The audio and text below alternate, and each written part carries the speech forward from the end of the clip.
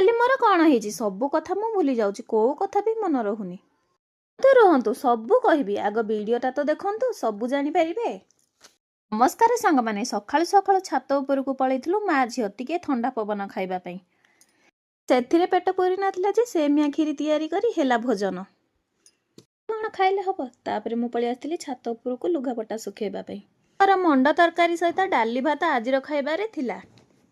ସ୍ୱାମୀକୁ ଖାଇବା ପାଇଁ ଦେଇ ମୁଁ ଖାଇବା ପାଇଁ ବସି ପଡ଼ିଥିଲି।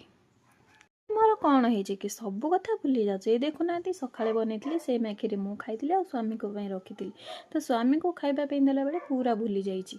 ସମସ୍ତଙ୍କୁ ଅମୃତଭଣ୍ଡା କାଟିକି ଶାଶୁମା ଦେଇ ଦେଇଥିଲେ। ମୁଁ ଖାଇଥିଲି, ମୋ ସ୍ୱାମୀ ଖାଇଥିଲେ, ଏଇଠି ଚୁନି ବି ଖାଇଥିଲା। ଏଇ ଦେଖନ୍ତୁ, ଗୋଟେ ପିସ୍ ଦେଲି, ଜମାରୁ ବି ଖାଉନି। ସେ ଜଗିଛି ଆହୁରି ଦେବି ବୋଲି ପୁଣି ତାକୁ। ଧର ମୋର ବ୍ଲକରେ ନା ସବୁଦିନ ଆସିବେ ମୋ ଶାଶୁମା। ଏଠି ସମସ୍ତେ ଟିକେ ମିଶିକି ଚାହା ପିଇଥିଲୁ। ଦେଖୁନାହାନ୍ତି କରେଣ୍ଟ